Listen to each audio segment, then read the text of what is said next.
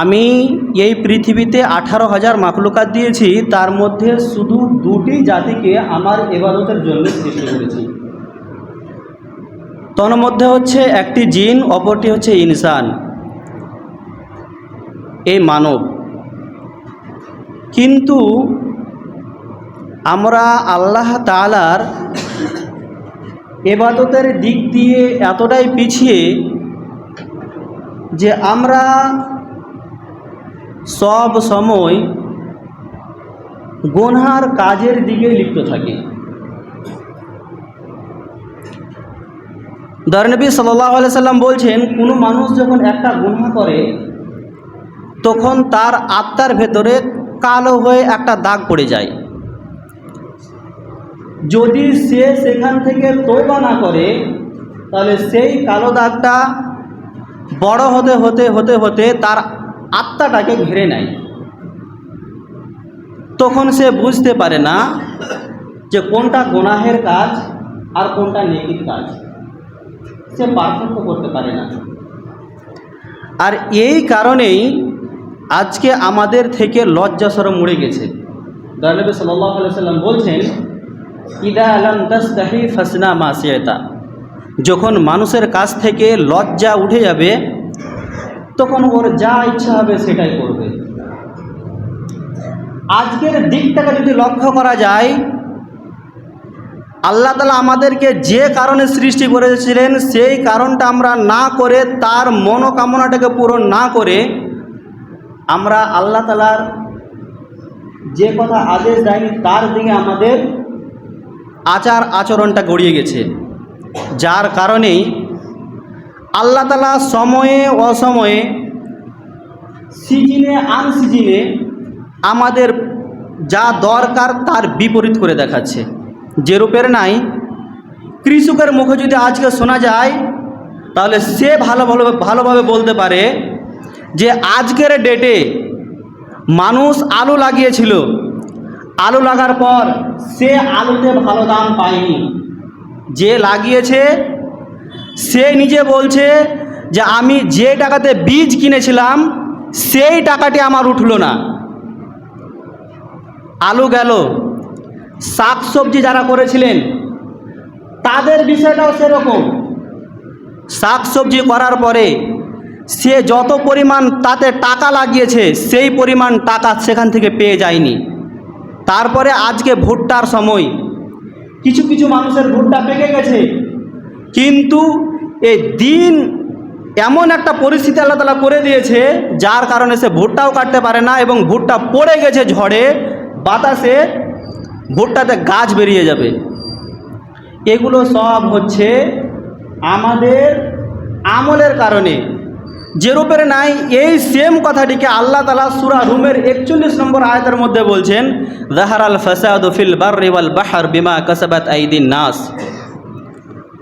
আল্লাহ তাআলা শুকনো জায়গাতে, আল্লাহ তাআলা সমুদ্রে যেই মুসিবতটা নিয়ে আসে, যেই বালাটা নিয়ে আসে, যেই ঘটনাটি ঘটায়, সেটা অন্য কোনো প্রাণীর দ্বারা নয়, শুধু আমাদের গুনাহের কারণে আল্লাহ তাআলা এ ধরনের করেন। এই ধরনের কারণেই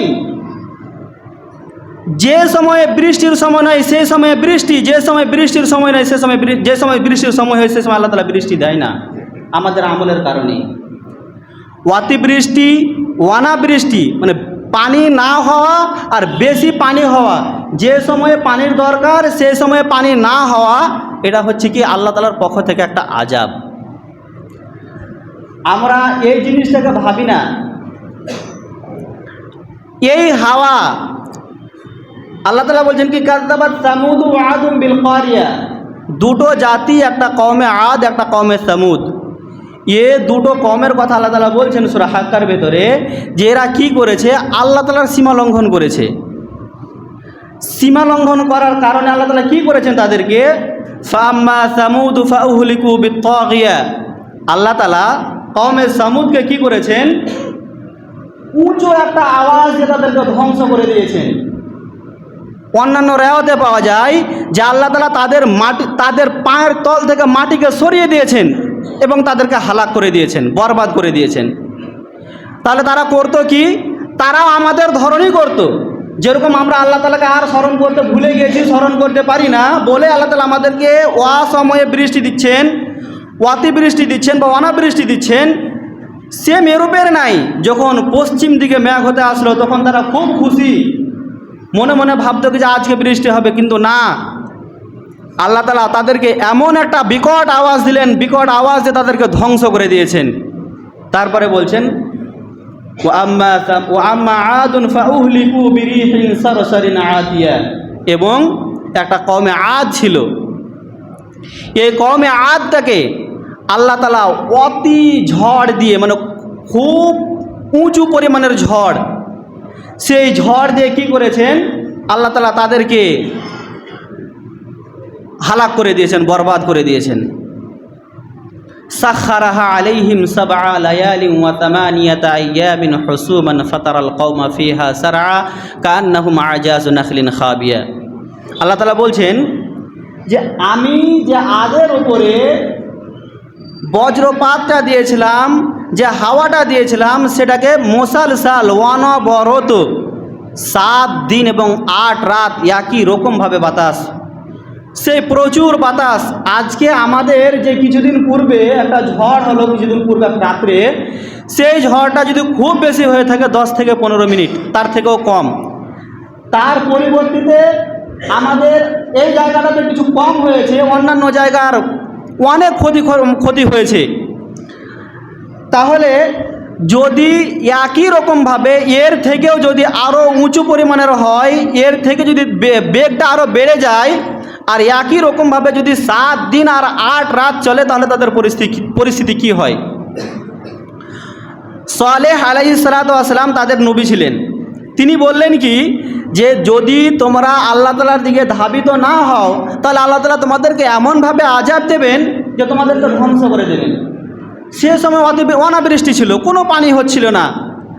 যখন সালেহ আলাইহিস সালাম এই কথাটি বললেন, তখন বললেন কি যে আমরা নিজেই ঠিক আছি, আমরা কোনো গুনাহ করি না, সালেহ তুমি তোমার নিজের কাজ করো, আমাদের নিয়ে তোমাকে মাথা ব্যথা করতে কোনো হবে না।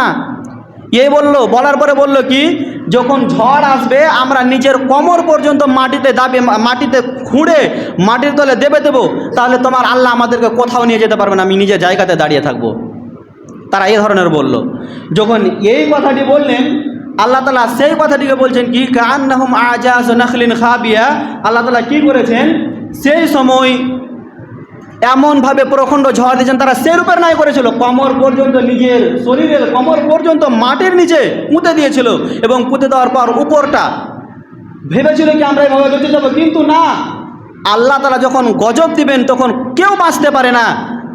আল্লাহ তাআলা বলছেন কি যে তারা এইভাবে পড়েছিল, নবী সাল্লাল্লাহু আলাইহি ওয়াসাল্লামকে বলছেন যদি তুমি তাদের দেখতে, তাহলে মনে মনে ভাবতে কি যেরূপের নাই খেজুরের গাছ গোড়া ভেঙে যায় আর গাছ উল্টে পড়ে যায়, সেরূপের নাই প্রত্যেকটা মানুষের হাল হয়েছিল। আল্লাহ তাআলা ওই কথাটাকে ডাইরেক্ট বলছেন কি ফিহা সারআ কান্নাহুম আজাজু নাখলিন খাবিয়া। নাখল বলতে বলা হচ্ছে কি খেজুরের গাছ, খেজুরের গাছের মতো তাদের শরীরের উপরের হিস্সাটা মাটিতে পড়ে গিয়েছিল, এবং এইভাবে আল্লাহ তাআলা হালাক করে দিয়েছেন। তাহলে এই প্রবল বাতাস যখন আমাদের সামনে আসে, যখন ঝড় আমাদের সামনে আসে, তখন আমাদেরকে কি করতে হবে?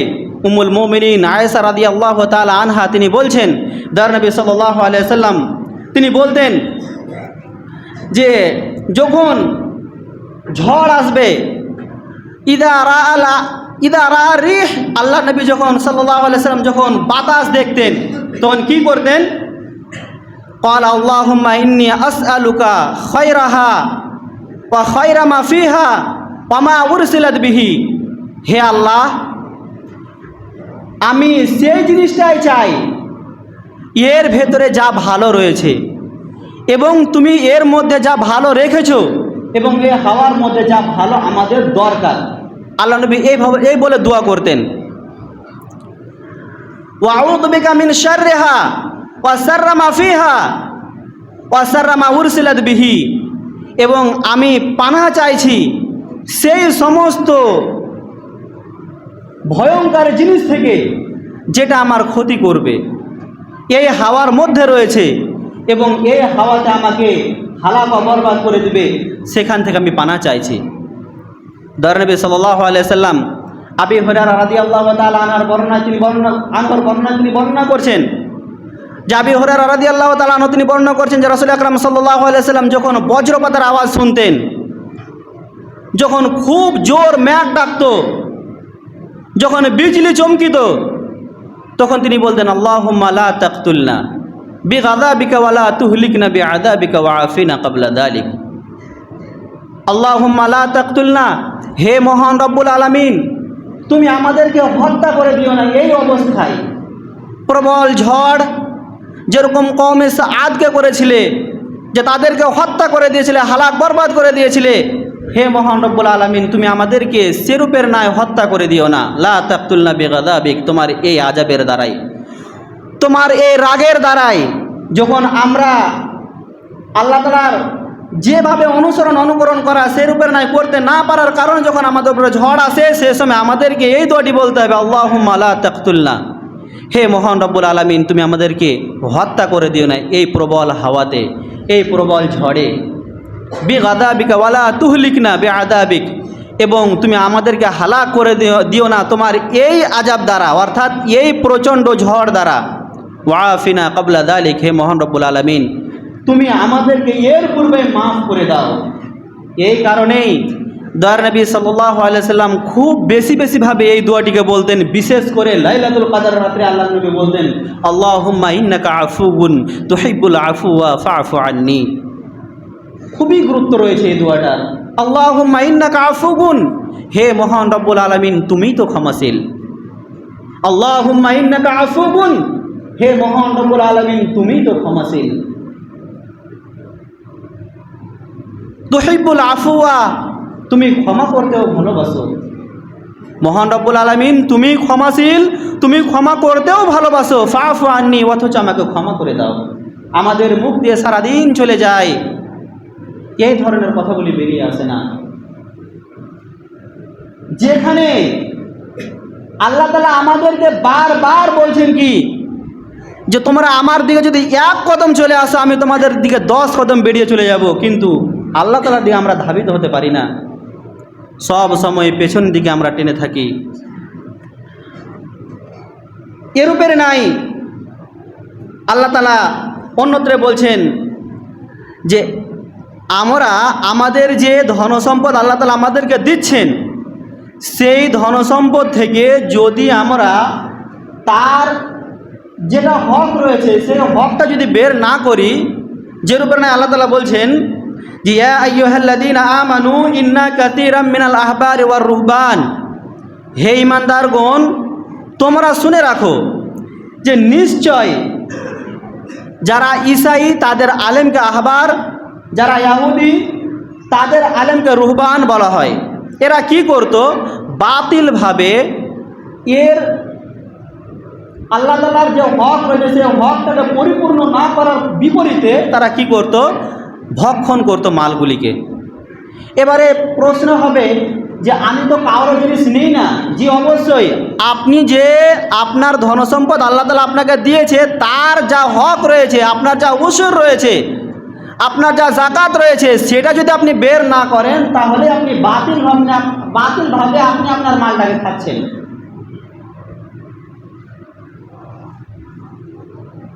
ওয়াসুদ্দুনা আন সাবিলিল্লাহ, এবং আল্লাহ তাআলার রাস্তায় খরচ করা থেকেও রুখত। এই আহবার এবং রুহবান এরা কি করত, আল্লাহর রাস্তায় দান করা থেকেও সেটা রুখত।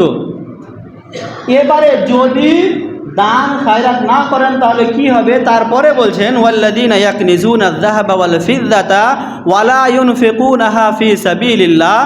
কোনো মানুষ যদি কি করে, সে ধনসম্পদকে গুচ্ছিত করে রাখে সোনা এবং চাঁদির রূপে।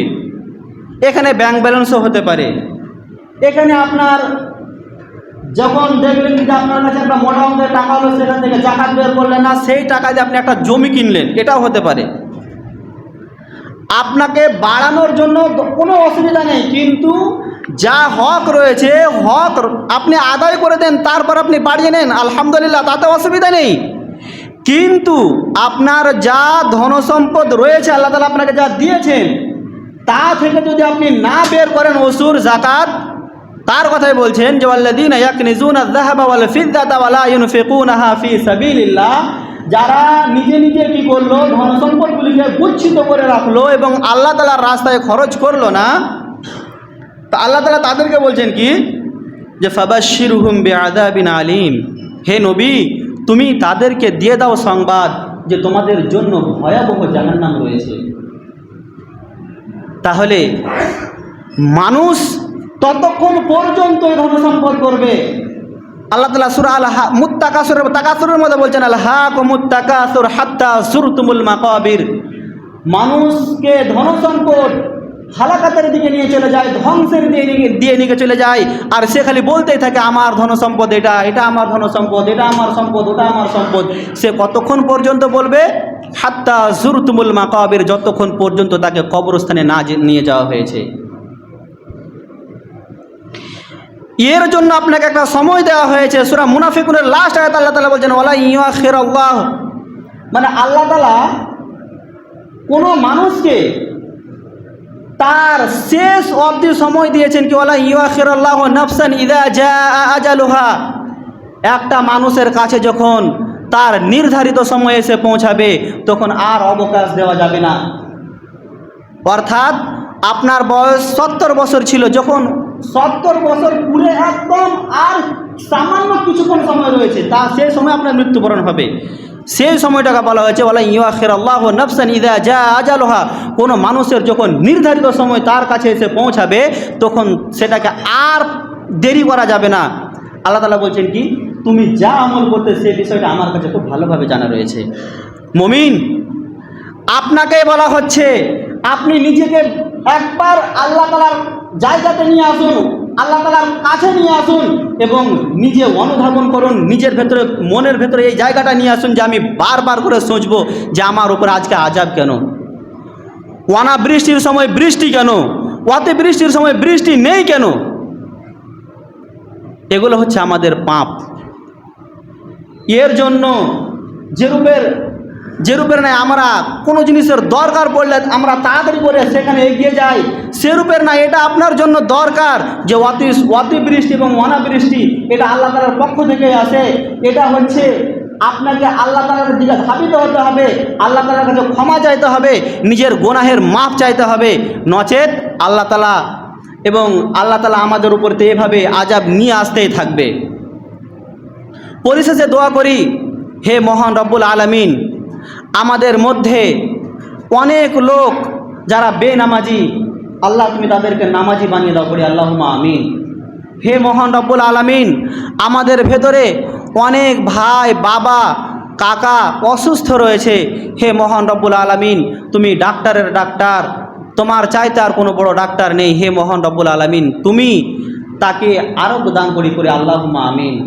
হে মহান রব্বুল আলামিন, আমাদের ভেতরে অনেক লোক এই জুমার মসজিদে খুতবা শুনতেন, নামাজ পড়তেন, আজকে নেই, সেই দুনিয়া ছেড়ে চলে গিয়েছে। আমাদের পিতা, আমাদের বাবা, আমাদের ভাই, আমাদের কাকা, হে মহান রব্বুল আলামিন জানি না তারা কবরে কি হালাতে রয়েছে, হে মহান রব্বুল আলামিন তুমি তাদের রুহের মাগফিরাত করো, পড়ি আল্লাহুম্মা আমিন।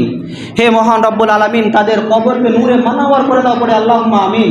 হে মহান রব্বুল আলামিন তুমি তাদের কবরকে জান্নাতের গেট খুলে তাদের জান্নাতি কবর বানিয়ে দাও, পড়ি আল্লাহুম্মা আমিন। হে মহান রব্বুল আলামিন, আমাদের মধ্যে অনেক কর্জদার রয়েছে যারা কর্জটাকে আদায় করতে পারে না, হে মহান রব্বুল আলামিন তুমি তাকে হালাল ইনকাম করার তৌফিক দাও এবং তার কর্জ পূরণ করার তৌফিক দাও, পড়ি আল্লাহুম্মা আমিন। হে মহান রব্বুল আলামিন